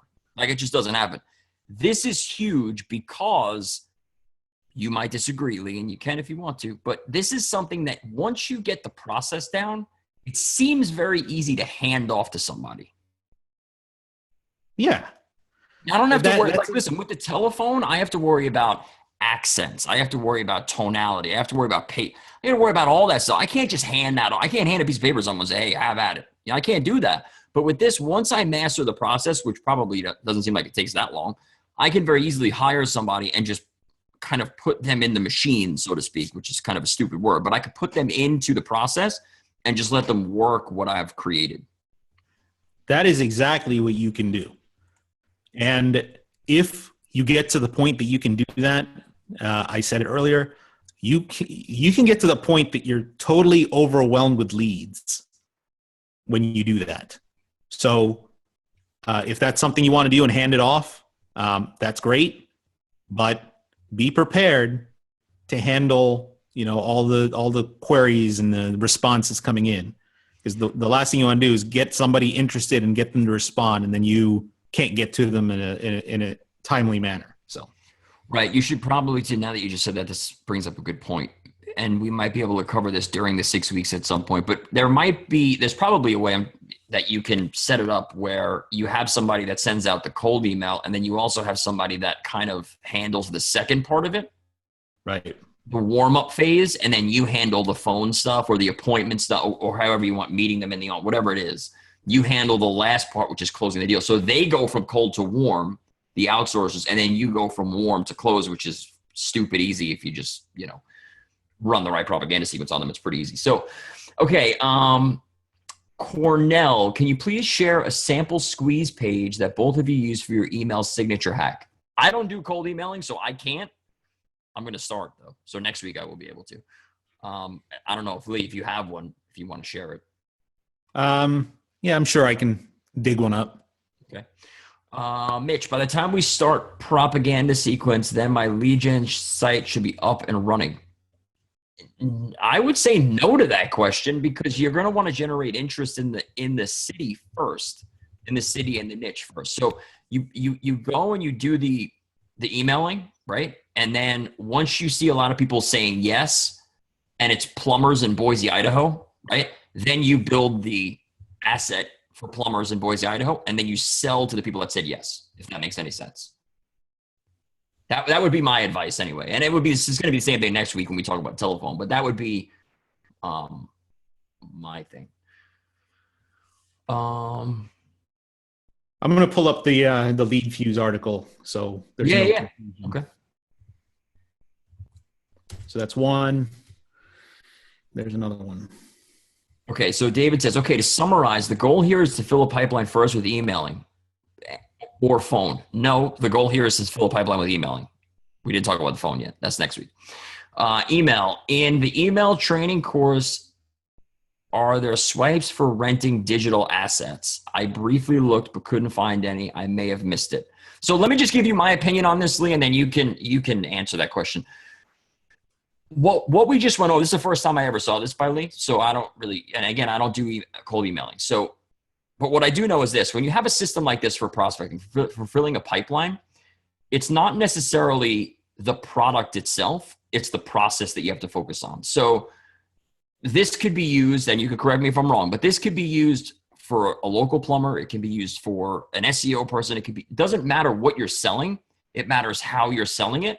So if there's a swipe in there for someone who's doing SEO or web development or building mobile websites, you could take out the mobile website stuff and put in the digital asset stuff, and the process will work exactly the same. Exactly. And that's some advanced stuff that, when you're prospecting and even when you're selling, you're not selling the stuff. Okay. You're selling the outcome, the result that they're getting. So it doesn't matter if it's, mobile sites or SEO or leads. Okay. So for example, if I sent an email that said to a caterer that said, if I could get you, or would you be able to handle an additional 3 weddings a month? There's no product there. How am I going to fulfill that? I could do it through SEO. I could do it through Facebook. I could do it any number of ways. But there is no product mentioned in that email. Okay? That's how you got to do it. That's the mentality you have to have. Yeah, I agree 100% with that. Mitch, about using your traffic guys, what information do you need exactly from me? Will you also let me know how much it will roughly cost beforehand? Yes, we will know how much it will cost beforehand. And what we will need from you is the industry that you want to target and the city you want to go after. That's pretty much it. All right. I have chiropractors interested in leads. What's the next step? Getting leads, that is. Let us know if we're going to do it for you, then get in touch with either myself or Lee, and we will work it out with you on the telephone or through email or whatever.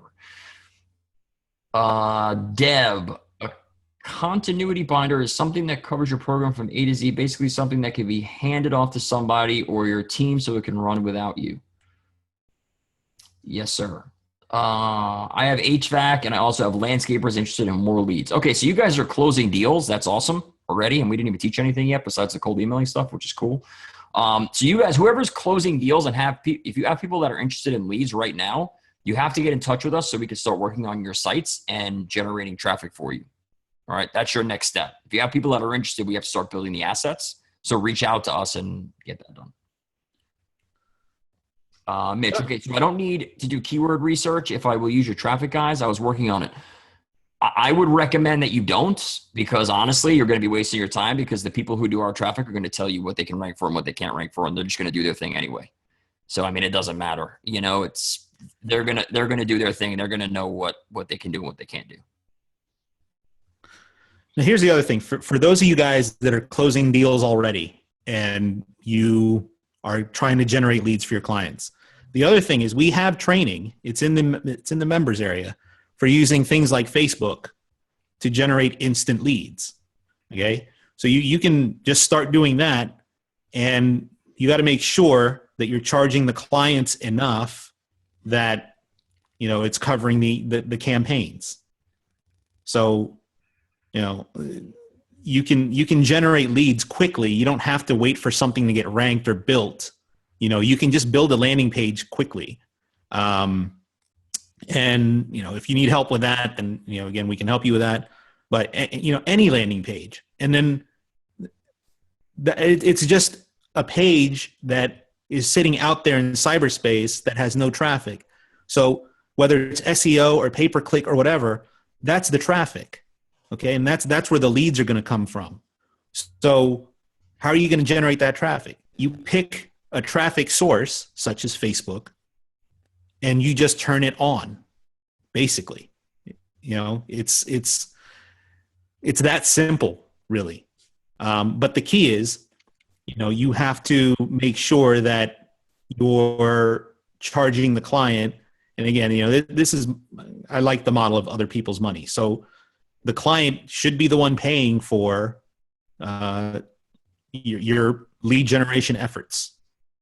And you can, turn around and use that money for SEO, for our traffic guys, or for pay-per-click, or whatever traffic source you want to use. Yeah, and what Lee brings up about the paid traffic thing is huge. I can't go too much into it because he's an active client of mine. I got a deal last night with a roofing company down in Georgia, and we started running Facebook campaigns today for his the same process you guys are doing. It's just like a lead generation thing. And the results, I'm looking at my Facebook ad account right now. The results are 5 engagements. No, I'm sorry, that's the wrong one. 7 engagements, 407 reach, 34 cents a piece, and it's $1.93 spent. So I got this dude 7 new people, and I spent like $2. And it took me 5 seconds to create it. The ad sucks, but it took me like a couple seconds to create it. And that's really what you need to do. And I like paid traffic because it's cheaper than SEO. I'm just going to be honest with you guys. It's quicker to set up. You can have it done in like 10 minutes. That ad took me 10 minutes. And again, the ad sucks. I should have more than 7 engagements with 407 people looking at it. But it is what it is. I spent $2 and the guy's happy. I'm not saying that's going to happen every time, but. The other thing you guys can do if you're already closing deals and generating interest and all that, depending on who you are servicing, like HVAC, just run a Craigslist ad. Yep. Seriously. It's quick. It's pretty much free, and it'll generate instant traffic. And it's funny. The guy I was talking to last night, that's the first thing that came to my mind. I'm like, dude, you got to hit Craigslist. And he's like, I was calling him the Craigslist criminal by the end of the call, because he has like people over in India that just smash his whole area. He's licensed in 3 states, and he has people in India that just smash Craigslist with like all these different ads. So we couldn't do that. But yeah, if it's any kind of service thing, Craigslist is huge. I'm having a guy come over to do my boat from Craigslist tomorrow. Winter shrink wrap it. So those types of things, huge. Yeah. That is a quick and easy way to start generating leads until you can figure something else out, or, you can just continue to use Craigslist. They don't have to know that you're using Craigslist. So, and even if they do, then so what? Yeah. Listen, as long as like Lee said before, you're selling the result and you're providing the result. It doesn't matter where it comes from. Mitch. Okay. So our job is to sell, set up a website, and the traffic guys can be brought through the traffic can be brought through traffic guys. Kind of. Your job is to prospect, which is what we just talked about for the last hour and 2 hours. Prospect, which we're going to talk about next week as well. Then your job is to close the deal. Then your job is to hand it off to us so that we can get the site built and the traffic done. So you don't have to build the site. You can if you want to. You could use your own people, but our people are here waiting for you. So you can use ours as well. So your job really is to just prospect, cold to warm, shut the deals down, and then we'll get everything else done for you if you want to. All right, there was one more that I skipped over by accident, and that is, there's 2 more. I have a patent lawyer, a hard one to get leads for, I would think. Not really. A lot of people out there that are licensing stuff. I mean, listen, the thing with a patent attorney is that hopefully he does other things, because filing a PPA is like my 8-year-old could do it. I mean, it's not that big of a deal. It takes, 15 minutes, and it costs, I think, $75. But if you're going through a full patent, there are a lot of people out there that you can contact to get that. And one of the people that I would contact right away is a guy named Stephen Key, who I actually know very well. He's a licensing guy. All right, I think that was it. If I missed any of your questions, guys, here's one that I missed from David. I built this asset landscaping thing in Australia, and it's ranked okay, maybe getting 3 to 5 leads per month, mainly Google Maps. Definitely would love help with other traffic sources. That's a good Craigslist deal. Yeah, I think we addressed that before he asked or after he asked it. Yeah, landscaping is a big deal. Craigslist is a good deal for that. Roof repair in Sydney is another one that he got. Yes, that's another roof repair, another one, Craigslist. Also, too, we didn't mention this. And again, we could probably go through this as the weeks go on, but I hate to sound like the guy who died of the coke overdose, but little tiny classified ads kill it with these things. Don Lamprey. Little tiny classified ads kill it. I'm telling you, listen, the people that look for roof repair, they look on Craigslist, yes, but they look in those little penny saver papers all the time. Seriously, and everyone overlooks that. They always try to do Facebook and Twitter and everything else. Those little tiny classified ad things work really well for services. Now the questions are coming in like crazy. Let me add to that. Yeah, go ahead.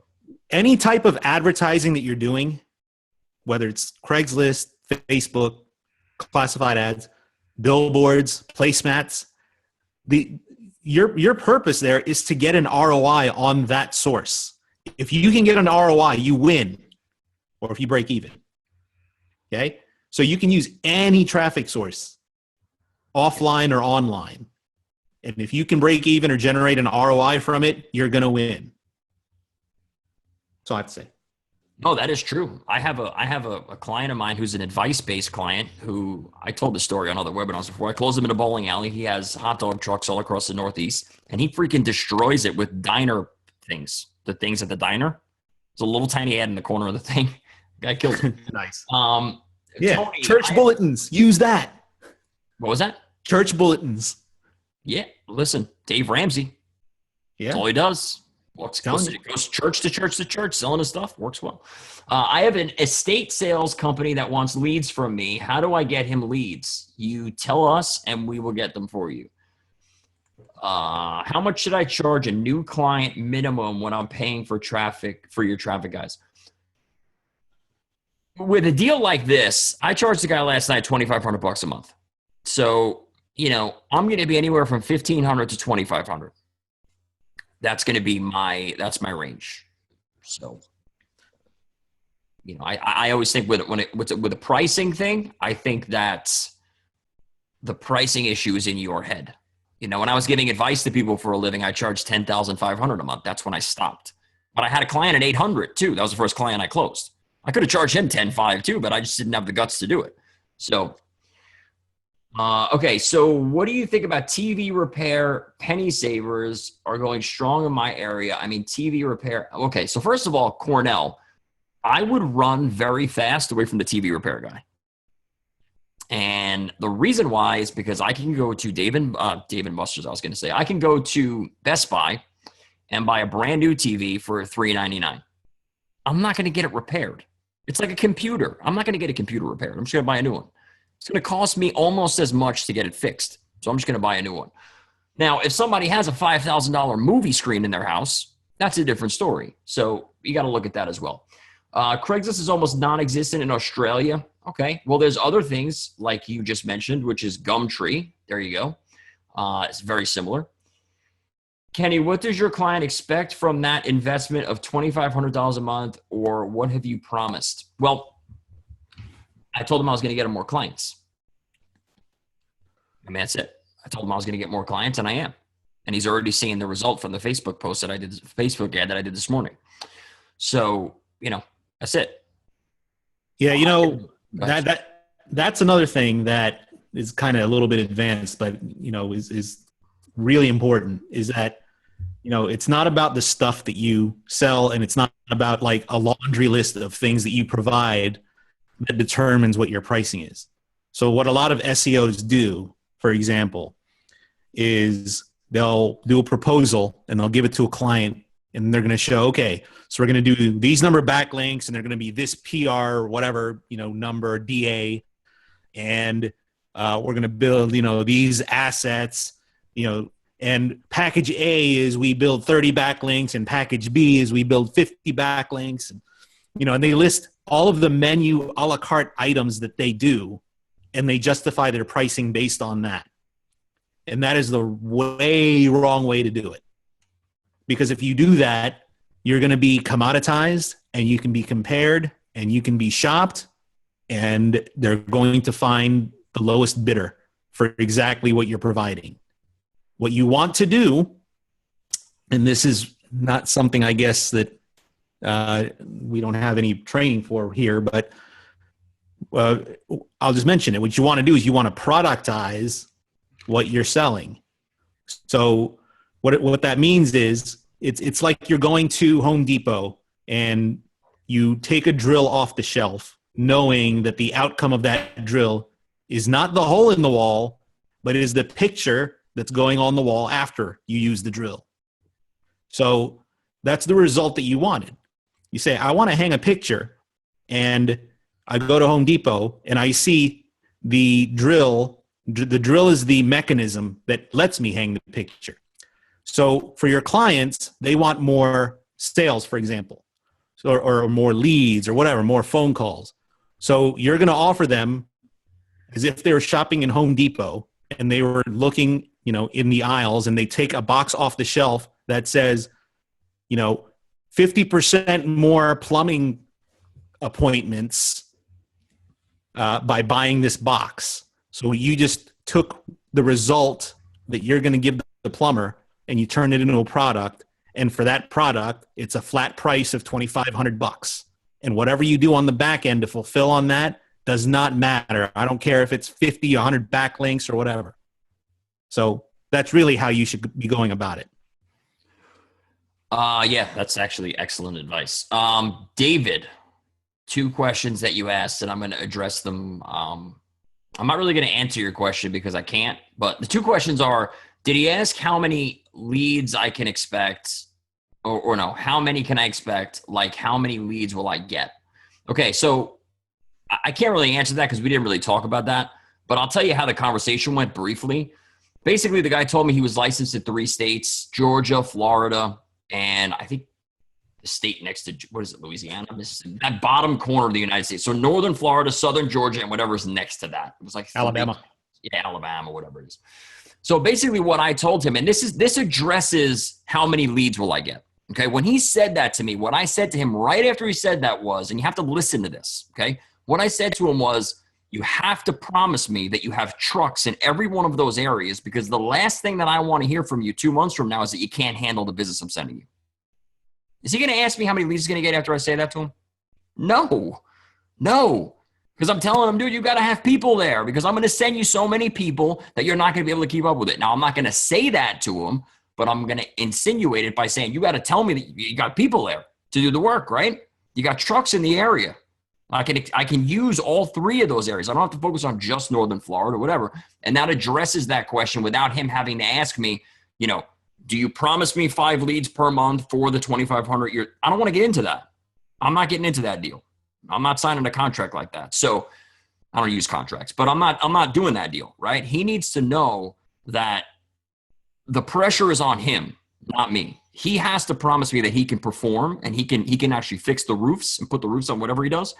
He has to promise me that he could perform. Now, this guy happens to be in an area that gets a lot of, and this is what we talked about for the whole time we were on the phone, really. He's in an area where he gets a lot of storm damage. So his whole deal is, I could fix your roof for free, because a lot of people in the area have damage from storms, and it can go through their insurance. So that's his big offer, and that's what we're pushing, and that's why it's doing so well. So, that's what I said to him, and that addressed that point without having to actually bring it up. David just got a phone call from someone looking for landscaping from his lead generation site. It's good. That's the goal.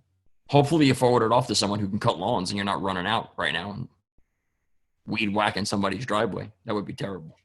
All right, guys. So does anybody want to open up their microphone and talk to us? Yeah, come on. Please.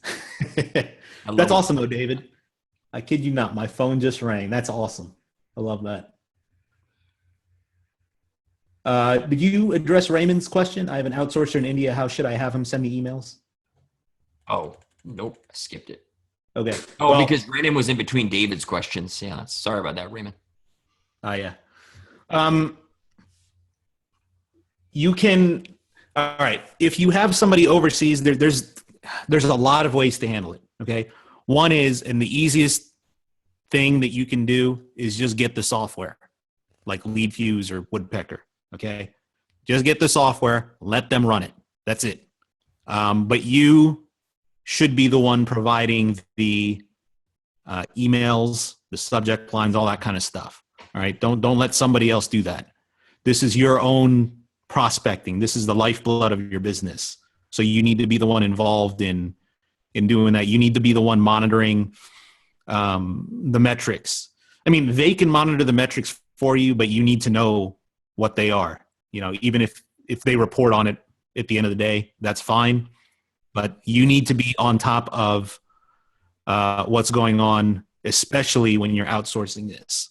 So the easiest thing to do is get the software. Another thing you can do is you can buy a VPS, a virtual private server that has Windows on it, and just let them log in to that through remote desktop. You can buy the VPS that's based in the United States so that when emails go out from there, it's coming from the United States as opposed to India.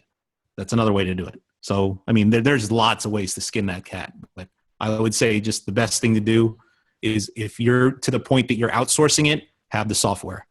And before you can outsource it, know how to do it yourself.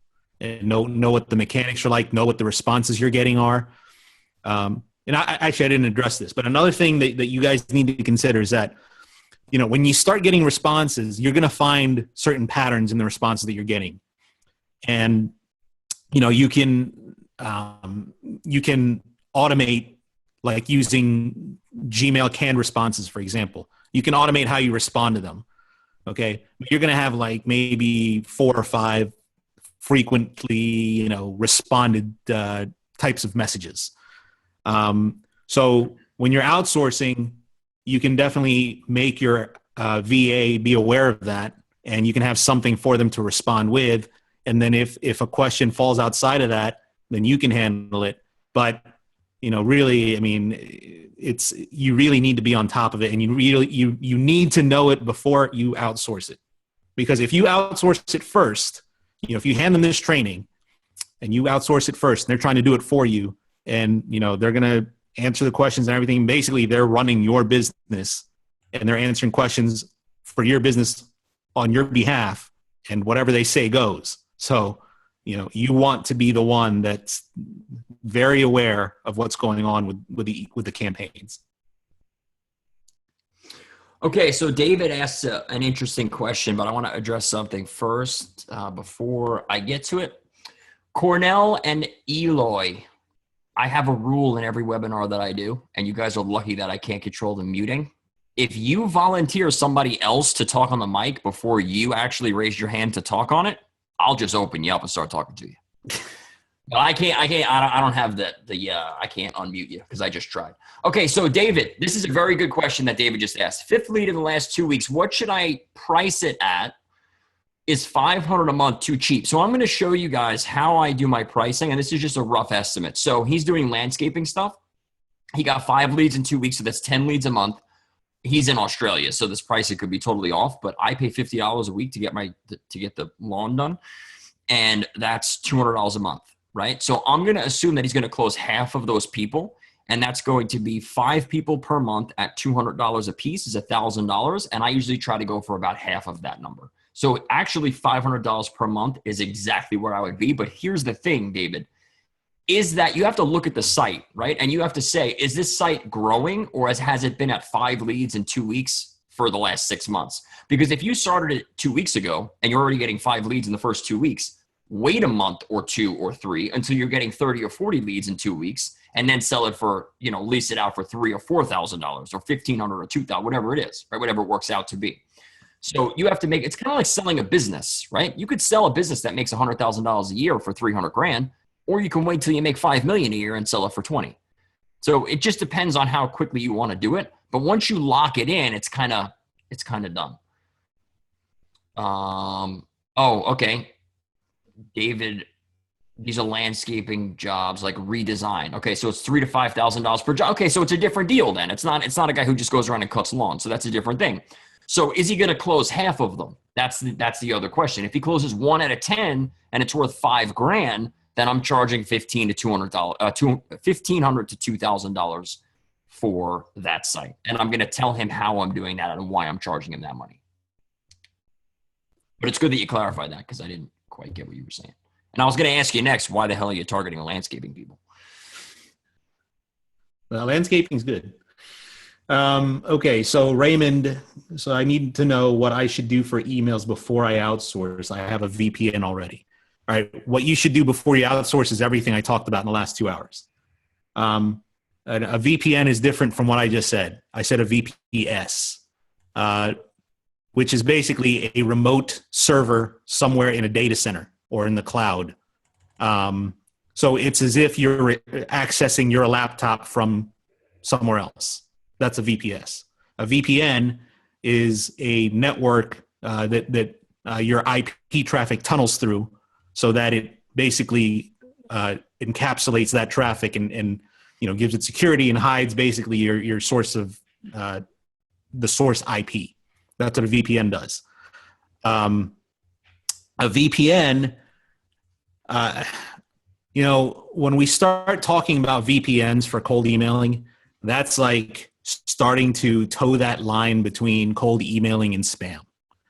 And, I don't really like to use those kinds of tactics, but if you're going to do that, know that, there are VPNs that are not really good for emailing. A lot of them aren't because, they've already been beat to death by spammers. And, those IPs are already marked up and they're, quote unquote bad neighborhoods and things like that. So I just rather tend to stay away from them. So while we're on the subject of VPSs and VPNs and all that stuff, just one thing that we mentioned really quick before, which is Craigslist. If you guys have a client outside of your local area, you're not going to be able to post on Craigslist. So the easiest way to fix that problem is to get a virtual private server, VPNs, inside of that location. And then this is a little edgy, Lee. Think I should go with it or no? Just say it, man. Okay. Out with it. Then you call the hosting company. You don't want to go to HostGator. You got to go to like one of the, you got to go to a different type of hosting place, but you can't be one of the big name brand places. So you get the VPS and you tell them, you say, listen, I'm going to have like 10 or 15 websites and they all need an SSL on each individual one. Because of that, I need 10 or 15 IP addresses on the server itself. Then what you do is you post Craigslist ads inside that city, and between each ad, you switch the IP address, clean your cookies out, and you get the ad up every single time. If you do it any other way, you're going to get ghosted every time you post. So that's how to be a Craigslist criminal 101. There are also people that do that for you. Yes, there are. Yeah. Oh, yeah. You could hire that out easy. That's what the guy did I was talking to last night. It's the same exact thing. He just hired it out. Okay. I shared those WordPress backups for roofing and landscaping for those who emailed me in the last 10 minutes. Okay, cool. All right. So we can use cold. This is a good one. So we can use cold emails to close. We can use cold emails, but to close a deal, we have to get on the phone. Is that right? Mitch asks. I highly recommend that, yes, you get on the phone to close the deal. Have I ever closed a deal over email? Yes. Does that happen a lot? No. Also, you can use email to send them to a landing page and a propaganda sequence and the whole works. And on the other side of that is a place where they can buy, like you have a buy button or shopping cart or something like that. You can do it that way too. But you need volumes and volumes to make something like that viable. You're going to want to, especially when you're dealing with local clients and, when you're dealing in the thousands of dollars a month, just get on the phone. Yeah, I agree 100%. The one thing I do want to do, though, Mitch, really quickly is just define closing and buttoning up a deal. because I have never in my life closed a deal over an email, but I have buttoned up probably thousands of deals through email. So what's the difference? Closing a deal is bringing someone from either no or on the fence to yes. In my opinion, that has to be done either in person or on the telephone.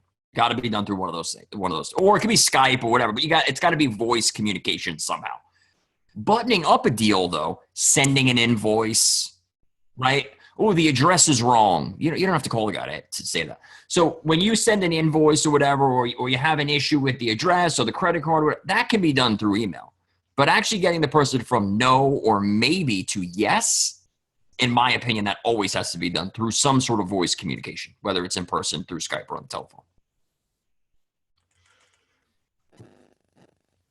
Or on webinars for that matter, but that's completely Yeah. Right. All right, so that's all the questions. If you guys have any more, type them in and we'll get to them. If anyone wants to talk, I guess raise your hand and we'll unmute you. I don't have the hand raising thing. I guess because I'm the host, but yeah, you're the host. Probably why you're the host. Yeah. But yes, raise your hand, please. And for those of you guys that came in late, this was recorded, so we'll be posted in the members area for you to review. And if you have questions about it, definitely feel free to reach out. We have that. So we added the mentoring bonus in the members area. So if you have that in the members area in your login, that means you were eligible for it, and you can send your questions that way as well. If not, sorry, go ahead. No. If not, just email us. But it's going to take probably a little bit longer than the mentoring folks. Anyway. Yeah, I was going to say for the people who got the first 5 that came in, that got the pre-ranked assets, get in touch with us so that we know we can work the thing out with you, because the guy's asking me about it. So